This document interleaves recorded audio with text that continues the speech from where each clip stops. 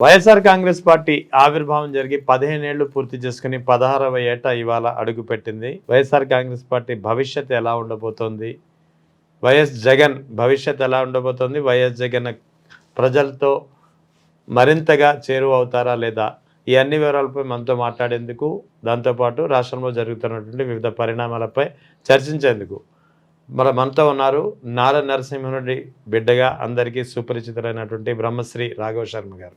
Sir నమస్తే. శుభాశీస్సులు. బాగున్నారా? బ్రహ్మాండంగా ఉన్నా. నా నాన్న నారసింహుడు అనుగ్రహం ఉండగా ఇబ్బంది ఏముంది, నా తల్లి సీతమ్మ ఉండగా. వైఎస్ఆర్ కాంగ్రెస్ పార్టీ ఇవాళ 16వ వార్షికోత్సవం 15 ఏళ్ళు పూర్తి చేసుకుంది. సో ఈ 15 ఏళ్ల వైఎస్ఆర్ కాంగ్రెస్ పార్టీ ప్రస్థానం, వైఎస్ జగన్ ఏ విధంగా పార్టీ స్థాపించారు మీకు తెలియంది కాదు, ఎలా ఉండిపోతుంది ఏంటి, ఎలా జరిగిందంటే మీరేం చెప్తారు పార్టీ యొక్క స్థాపన నుంచి ఇప్పటి వరకు? యువత కోసం, శ్రామికుల కోసం, రైతుల కోసం ప్రత్యేకించి ఆనాటి స్వర్గీయ రాజకీయ దురంధరుడైనటువంటి వైఎస్ రాజశేఖర రెడ్డి గారు అప్పచెప్పిన గురుతర బాధ్యత మాజీ ముఖ్యమంత్రి జగన్మోహన్ రెడ్డి గారు తన భుజస్కంధాల మీద వేసుకొని ఆనాడు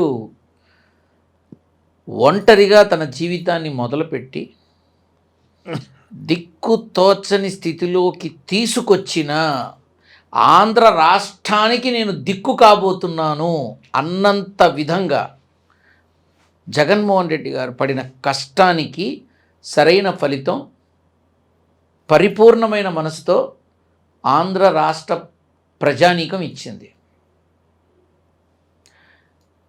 ఒక్కడిగా మొదలై ఒక రాష్ట్రానికి నాయకుడు అవ్వడం అంటే అంత తేలిక కాదు. సరే, పెద్ద ఆయన వైఎస్ఆర్ ఉండి చేశాడు అని అనుకుంటే ఒకలాగా అనుకోవచ్చు. కానీ తనతో వచ్చి కష్టాలు పడకండి, తనతో ఉండి ఇబ్బందులు పడకండి, తనతో ఉండి అనవసరమైన శిక్షలు పడకండి అని చెప్పి తనకి అండగా వస్తాను అన్న వాళ్ళందరినీ దూరం పెట్టి తాను ఎంత కష్టమైనా సరే నిలబడడానికి సిద్ధపడి ఈ వైఎస్ఆర్ కాంగ్రెస్ అనేటటువంటి పార్టీని స్థాపించి తాను తొలి అడుగు వేసినప్పటి నుంచి ఈ క్షణం వరకు పేదల మనిషి జగన్ అన్న ముద్రతోనే తన జీవితం వైఎస్ఆర్ కాంగ్రెస్ పార్టీ అనే విధానాన్ని మొదలుపెట్టాడు. సో ఇక ఏ విధమైనటువంటి ఏ విధమైనటువంటి విధానము లేదు.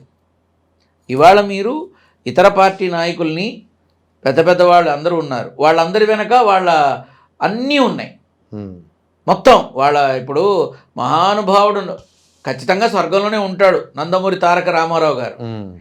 ఆయన రాజకీయాల్లోకి వచ్చిన తర్వాత వాళ్ళ సామాజిక వర్గానికి గుర్తింపు వచ్చింది. అప్పటిదాకా ఎవడు చూశాడు? అసలు ఎవరికైనా తెలుసా? ఆ సామాజిక వర్గం ఎవరికైనా తెలుసా అసలు?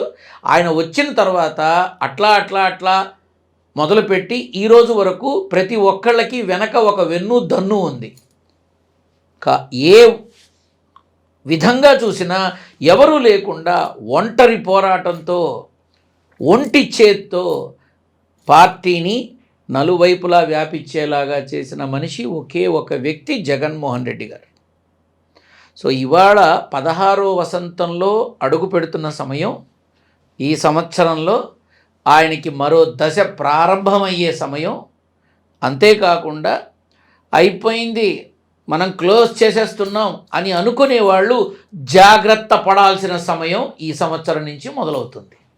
వైఎస్ఆర్ కాంగ్రెస్ పార్టీ భవిష్యత్తు ఎలా ఉండబోతోంది, 2029 నుంచి ఎలా ఉండబోతోంది అంటే మీరేం చెప్తారు? 2029 దాకా ఎందుకు, 2026 నవంబర్ 9 తర్వాత నుంచి మాజీ ముఖ్యమంత్రి జగన్మోహన్ రెడ్డి గారి యొక్క జీవితంలో ఏ రకమైన గ్రాఫ్ పెరగడం చూస్తారో అందరూ చూస్తారు. 2029 దాకా ఎందుకు, 2026లోనే నవంబర్ నుంచే ప్రతి ఒక్కళ్ళు చూస్తారు ఏ రకంగా ఆ గ్రాఫ్ పైకి ఎదుగుతుంది.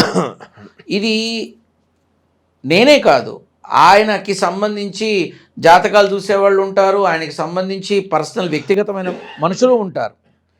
వీళ్ళందరూ కూడా ధర్మబద్ధంగా మాట్లాడితే నిజమే చెప్పాలి, ఆ నిజం ఇదే. ఈ సంవత్సరం తిరిగి మళ్ళీ ఖచ్చితంగా నవంబర్ నుంచి జరగబోయే పెను మార్పులని ఆంధ్ర రాష్ట్ర రాజకీయాల్లో అందరూ చూస్తారు. ఓకే, అందరూ చూస్తారు, అందులో అనుమానం లేదు. అది విపరీతమైనటువంటి ఆలోచనలకి దారి తీసేలా ఉంటుంది. అది ఖచ్చితంగా ఉంటుంది. 29 వరకు అక్కర్లా, ఈ 26లోనే నవంబర్ నుంచే మొదలవుతాయి. సో నవంబర్ 2026 నవంబర్ నుంచి వైఎస్ జగన్ దశ మారనుంది. ఆల్రెడీ దశ నడుస్తోంది. ఓకే, అది నడుస్తూనే ఉంటుంది. అందులో ఆ బలం మరింత పెరుగుతుంది. ఓకే.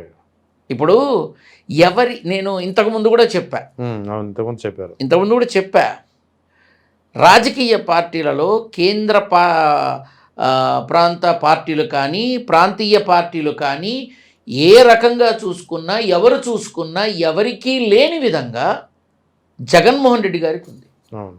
సో బలం ఉంది. ఆ బలం 1000 ఏనుగుల బలంగా మారబోతోంది, ఖచ్చితంగా మారబోతోంది. ఎందుకంటే ప్రస్తుతం జరుగుతున్న ఆంధ్ర రాష్ట్ర రాజకీయాలలో జరుగుతున్న విధానాలన్నీ రాష్ట్ర ప్రభుత్వ పరిపాలన 40% అయితే ఈ మిగతా వాటి మీద 60% పెడుతున్నారు. సమయం వృధా అవ్వట్లా, డబ్బు వృధా అవ్వట్లా. మరి ఏ రకంగా ఎదుర్కొంటారు? సో ఇది కొంచెం గమనించాల్సిన అవసరం ఎంతైనా ఉంది. కాబట్టి బలం మరింత పెరుగుతుంది.